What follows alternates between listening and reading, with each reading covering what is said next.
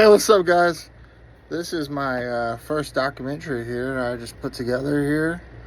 And you guys are gonna come up with your own opinion on this whole thing. Is Trump a pedophile? We all know he's protecting one. Does one pedophile protect another? Or is Trump just protecting his friend? His close friend?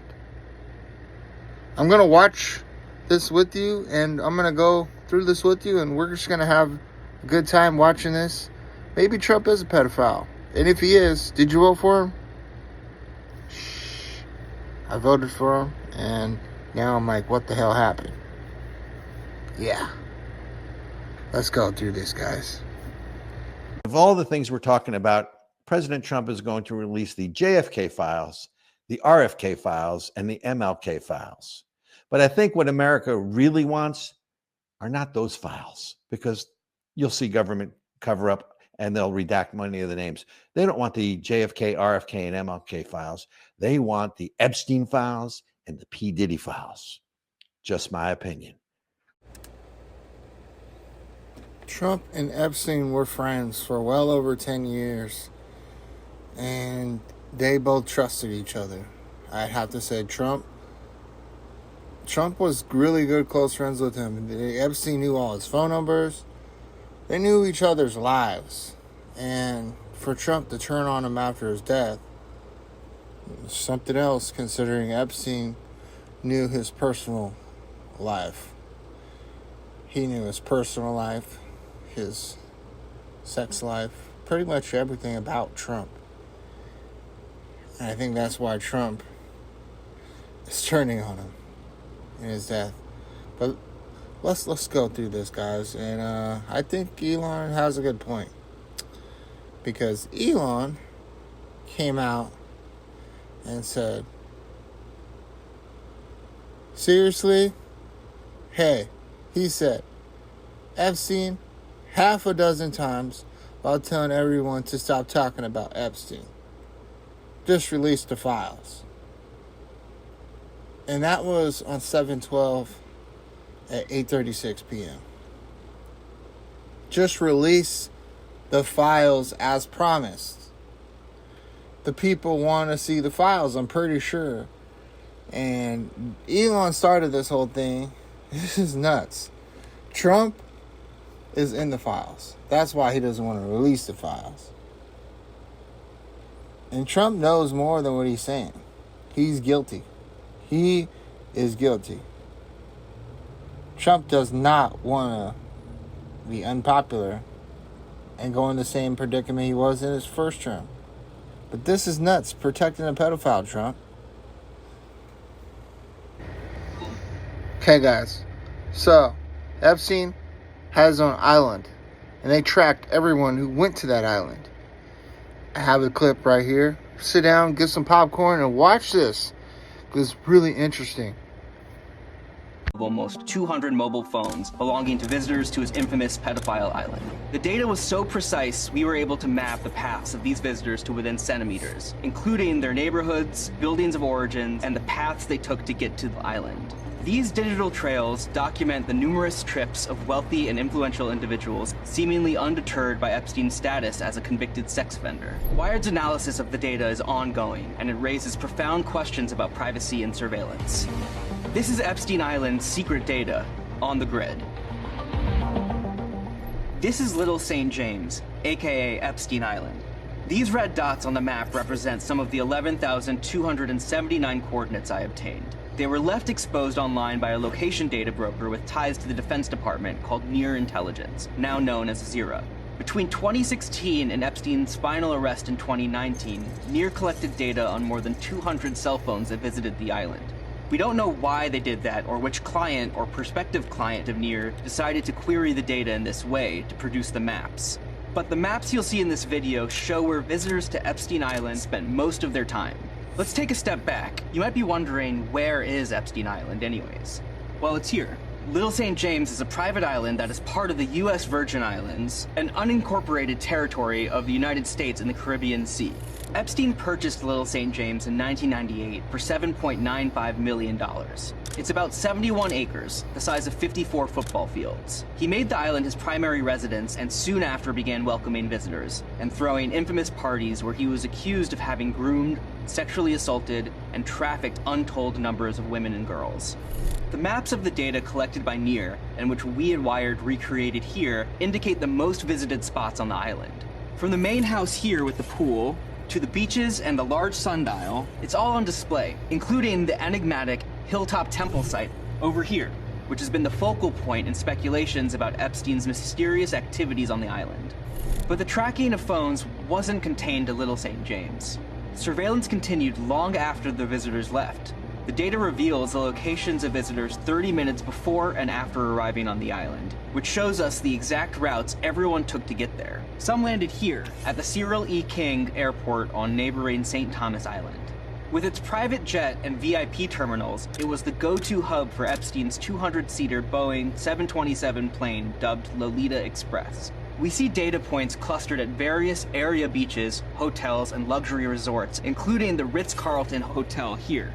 To get to Epstein's island, many visitors got on a boat at a designated dock at the American Yacht Harbor, a private marina on St. Thomas co-owned by Epstein at the time. From there, we see a flow of movement through Great St. James Island, the larger island just to the north, which Epstein purchased in 2016 for $22 million.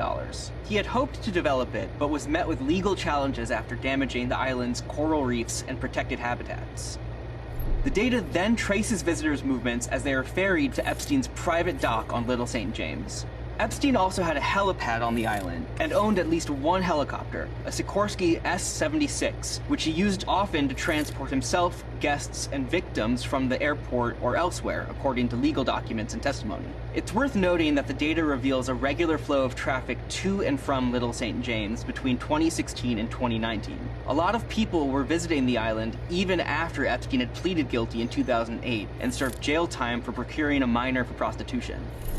If we keep following the data trail and we widen our view, we'll see that the tracking of visitors continues once they have left the island and presumably gone back home. I mean, the airplane he had was the pinpoints Lolita Express. 166 Come on locations now. throughout the What do United you guys States think that's and for? 80 That's cities hella across nasty. Come on. 26 states. Topping the list were Florida, Massachusetts, Texas, Michigan, and New York. The data points are labeled as common evening locations or common daytime locations, typically their homes or work. Many of the visitors were likely wealthy, as indicated by coordinates pointing to gated communities in Michigan, as well as homes in Martha's Vineyard and Nantucket in Massachusetts. We even have data points from a downtown Miami nightclub, and also the sidewalk across the street from Trump Tower in New York City. Before you jump to conclusions, some sources have highlighted interactions between Donald Trump and Jeffrey Epstein at social events. But after Epstein's 2008 conviction, there are no verified reports of Trump maintaining a relationship with a convicted pedophile. Take a look at this point over here in New Mexico. This is a property that was owned by Epstein, a secluded 8,000-acre ranch. Another property of Epstein's is seen over here on El Brio Way in Palm Beach, Florida. This waterfront mansion was sold, demolished, and is now being rebuilt. But it was where prosecutors claimed Epstein trafficked numerous underage girls with the intention of molesting and abusing them. But we don't just see the coordinates of wealthy homes amongst the data. The median household income of Palm Beach is more than twice that of nearby communities where we also see data points. Some of these points could represent victims or employees who worked on the island, which is why we're careful about revealing names and continue to carefully analyze the data. If we zoom out more, we notice something strange. There are no data points anywhere in Europe.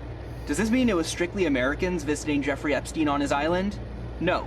We do see data points from the cache identifying origin cities in Australia, the Cayman Islands, and way over here in Kyiv in Ukraine. We know that Epstein himself had a place in Paris. And we know from victim testimony and flight logs that his associate, Jean-Luc Brunel, owner of a modeling agency in Paris, did visit the island. So why don't we see these data points?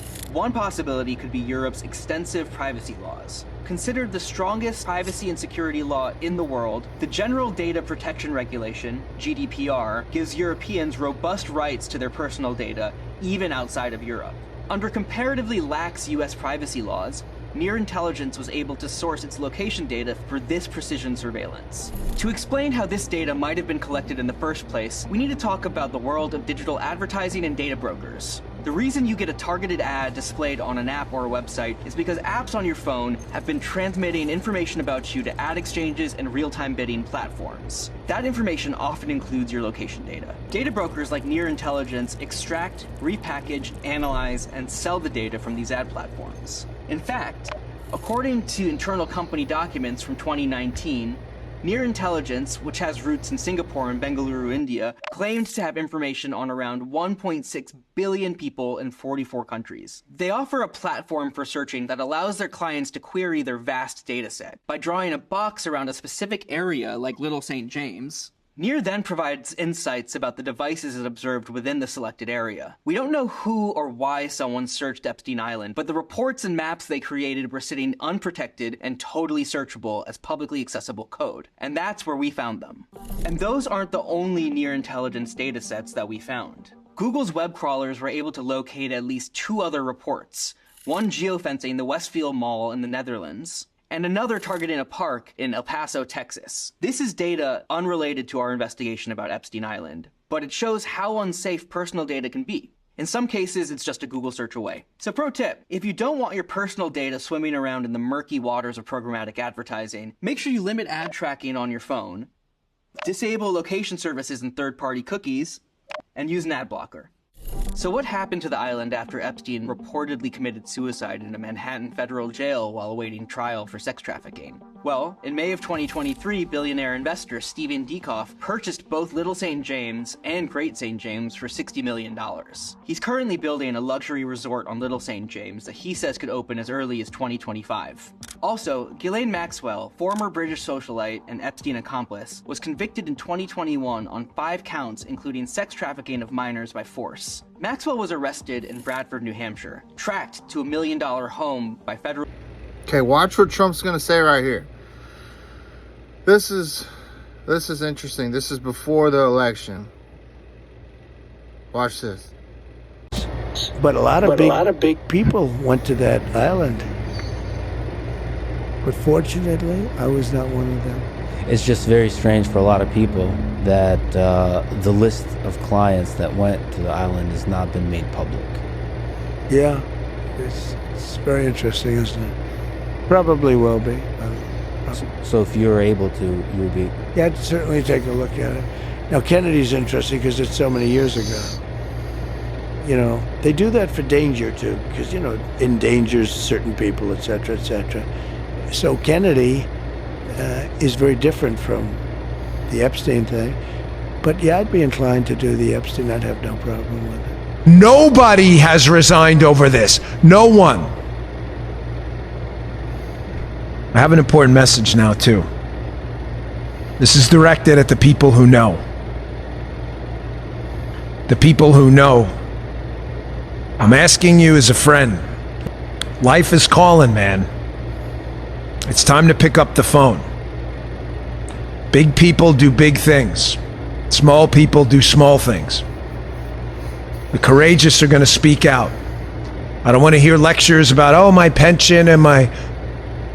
I resigned and walked away from my job, and there was no guarantee anything was ever going to come out of it because I believed in something bigger, so you could spare me the lectures. You'll probably get whistleblower protection. Go get yourself a lawyer and speak out now. You're running out of time. Life's calling, man. Pick up the phone. Okay, so it's about to show the footage from inside the prison, and it's not going to show Epstein's prison cell door. This is from the top down. You can't see his door from this video clip. Let's roll into this.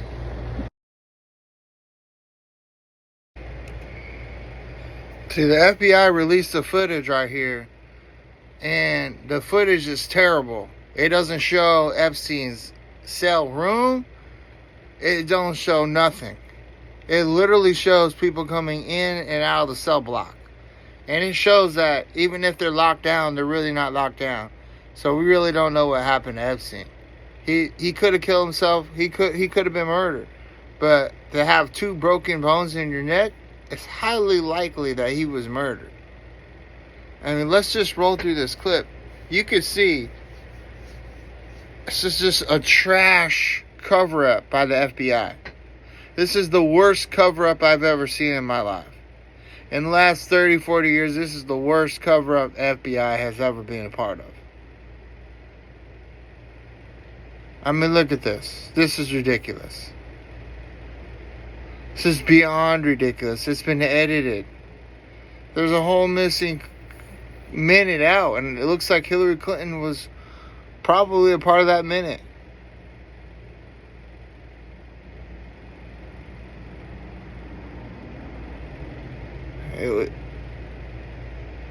It's just crazy to me. Look at this officer. Don't know what the hell he's doing. Epstein's meanwhile back in the cell. He could have been dead already. Look at this guy. You can't even tell who he is. But look, we're going to be that missing minute. This is that missing minute where Hillary Clinton pops up with the spray paint. Spray paints the camera. Just so y'all don't know what happened in that minute. See, Hillary Clinton, she's good for something. It might be taking out Epstein. But hey, this next interview with Trump is terrible. Trump flopped this thing. We're about to jump into this in a minute. Trump completely flopped this thing. Jeffrey Epstein, it left some lingering mysteries. One of the biggest ones is whether he ever worked for a American or foreign intelligence agency. The former labor secretary, who was Miami U.S. Attorney Alex Acosta, he allegedly said that he did work for an intelligence agency. So could you resolve whether or not he did? And also, could you say why there was a minute missing from the jailhouse tape on the night of the death? Yeah, sure. If I could I just interrupt for 1 second? Are you still talking about Jeffrey Epstein? This guy's been talked about for years. You're asking, we have Texas, we have this, we have all of the things. And are people still talking about this guy, this creep? That is unbelievable. Do you want to waste the time, and do you feel like answering? I don't mind answering. I mean, I can't believe you're asking a question on Epstein at a time like this, where we're having some of the greatest success and also tragedy with what happened in Texas. It just seems like a desecration, but you go ahead. Sure. First, to back up on that, in February, I did an interview on Fox, and it's been getting a lot of attention because I said, I was asked a question about the client list, and my response was, it's sitting on my desk to be reviewed, meaning the file along with the JFK, MLK files as well. That's what I meant by that. Also, to the tens of thousands of video, they turned out to be child porn downloaded by that disgusting Jeffrey Epstein. Child porn is what they were. Never going to be released, never going to see the light of day. To him being an agent, I have no knowledge about that. We can get back to you on that. And the minute missing from the video, we released the video showing definitively. The video was not conclusive, but the evidence prior to it was showing he committed suicide. And what was on that, there was a minute that was off the counter.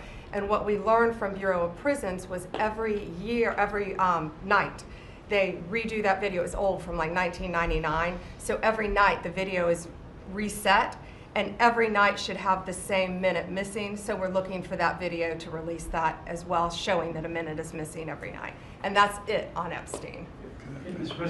That's the answer you give when you're guilty. When you're guilty, that's the answer you give. Now, Dan Bongino, let's roll into this. Ghislaine Maxwell case. We have an update on that from the Telegraph. Turns out, headline, evidence from Jeffrey Epstein's safe went missing after an FBI raid. Court hears in Ghislaine Maxwell trial. Folks, listen, I have over a decade of experience as a federal agent myself. Who cares? Yeah, look at me, experience. I'm just telling you to prove bona fides here. I have processed hundreds, if not thousands of pieces of evidence throughout my law enforcement career. I don't know how you would lose evidence. Let me explain to you how evidence works. You serve a search warrant in Jeffrey Epstein's house, and let's say, for example, you find videotapes or DVDs or whatever it may be. You then take them. You tag them. You note where you found them. In many cases, you take pictures. In most cases now, you take pictures of where you found them. You catalog them in evidence envelopes so you can't tamper with them, right? You seal the envelope. You sign the envelope. It then comes back with you in custody, and it goes back typically, well, in the Secret Service, to an evidence vault, which is a big, like, bank safe in the office. To go in the evidence vault, you have to sign in. To sign out the evidence, you have to sign out the specific piece of evidence. How the hell do you lose evidence in a case this big? Is it lost? Was it lost, if you get what I mean? I don't know. I'm just telling you, I've never seen evidence. You know what I did see evidence lost? Seriously, sadly, during 9/11. Our office was in 7 World Trade Center, the Secret Service office. 7 World Trade came down. I promise we lost a lot of evidence. That's the only time I've ever seen evidence lost. Here's another thing I want to address. Someone sent me an email this week. You know, hey, Dan, remember that thing you'd mentioned a while ago about Epstein and the plane and Clinton? Yeah. Like, when are you going to break that? I said, break what? I told you it's not my story. I can't say this enough. This is why sometimes I regret saying things on my show. It's not because I regret saying it. It's because people don't understand it. And I answer emails for a year when I'm clear as day about what happened. It's not you. It's just a limited number of people. But the audience free, if even one person's upset, it bothers me. I'll say this clearly. I have a friend of mine who called me a long time ago, who was on a plane with Epstein and Clinton, was there, and saw some very suspicious, shady stuff. It's his. I don't have any more details. Said one day he'd get back to me and tell me the full story, or give me permission to run with at least the minimal details I have. He hasn't since. So it's not there's nothing I can do. I can't force him into it. It's not my information to give up. I'm not going to talk to you about details I don't have. But he did give me permission to tell you that it was odd, very odd what happened. And it bothered him forever. I'm not trying to be cryptic, or the story, the guy's credibility is unimpeachable. Believe me. But the exact details I can't give you because I don't have them. He does. One of these days, I'm sure I'll put him out. When he does, we'll be here to give it to you.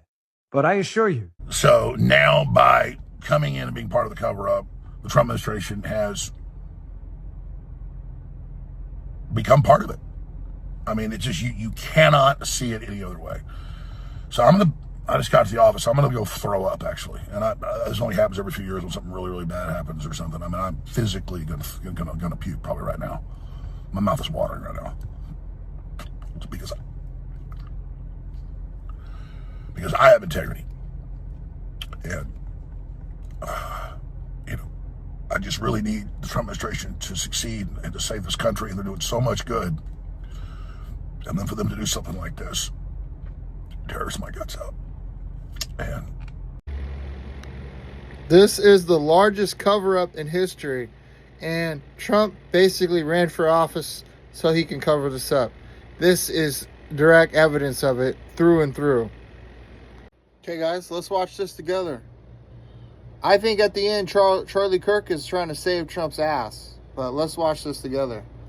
They're covering up. And let's see. To assess this logically, they're covering up. The DOJ, the current DOJ under Pam Bondi is covering up crimes. Very serious crimes by their own description. Mm-hmm. Why are they doing that? Yeah. So there are really only two potential explanations that I can think of. Maybe you've got another.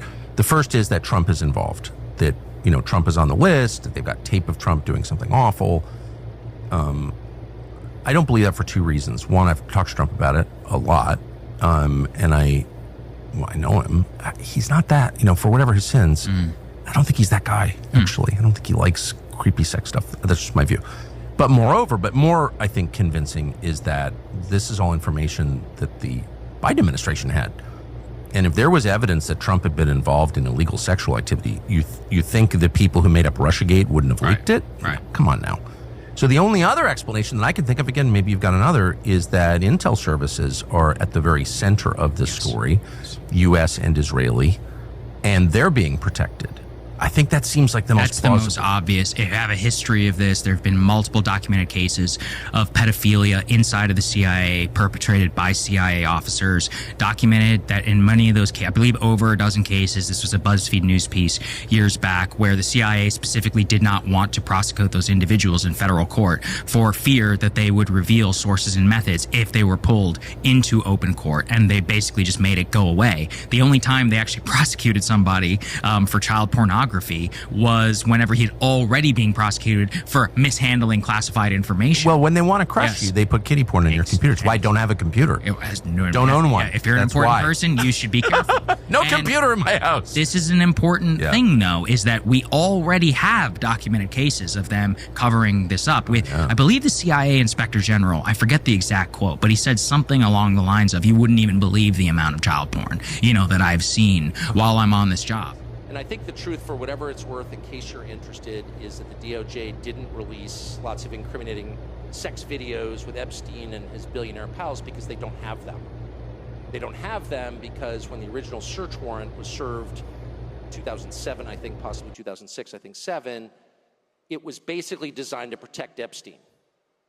The search warrant was written in such a way to make sure that the feds never got their hands on the actually incriminating evidence. It's another way of saying the cover-up has been going on since 2007, almost 20 years. And so the real question is not, was Jeffrey Epstein a weirdo who was abusing girls? Yes, we can answer that. The real question is, why was he doing this, on whose behalf, and where did the money come from? And those are the questions that need to be answered. And I think it's entirely fair to ask them. And it's not adequate to say anyone who asked them is somehow desecrating the memory of little girls who died in Texas. I'm not going to put up with that answer. I don't care who gives that answer. That is not acceptable. And I think the real answer is Jeffrey Epstein was working on behalf of intel services, probably not American.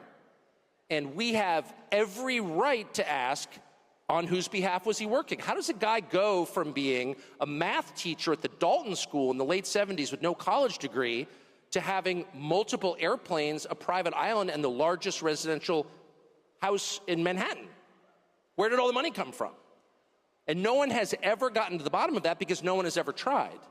And moreover, it's extremely obvious to anyone who watches that this guy had direct connections to a foreign government. Now, no one's allowed to say that that foreign government is Israel because we have been somehow cowed into thinking that that's naughty. There is nothing wrong with saying that. There is nothing hateful about saying that. There's nothing anti-Semitic about saying that. There's nothing even anti-Israel about saying that. I had a trainer, one of my operational trainers, who told us when we were going through the process that the best recruitment he ever made was a copy machine repairman. And I laughed when he said it. And he said, no, I'm serious. Hear me out. He said, all of us want to recruit the prime minister. We're not going to recruit the prime minister. We're not even going to have access to the prime minister. But the prime minister's got a copy machine in his office. And every once in a while, that machine is going to need to be cleaned and serviced. So you recruit the copy machine repairman. And when he goes in there to make his repair or to clean the drums or whatever, he installs a little device that we give him so that every time somebody makes a copy, it transmits a copy back to the CIA. He said, I got a promotion, I got a medal, I got a photo op with the director. It made my career. Because every sheet of paper that went through that prime minister's office. I think it's over because the media had 8 minutes of President Trump, asked 20 questions and didn't mention it once. So even President Trump thinks it's over. And so, Steve, what is your recommendation, your suggestion on how to fix this? There's only one way to fix this. We have to come out of Tampa, just like the Patriots did on doing like the Boston Resolves. We have to come out with the Tampa Resolves. 2 or 3 action steps by Sunday afternoon we're all committed to, all of us, to say this must happen. And I think it's special prosecutor ever. But we have to say no more, nothing. We have to go forward with this. And the reason we're going forward with this, were there to assist and augment President Trump, to help save President Trump's presidency, because they are coming for another coup. You can see it happening.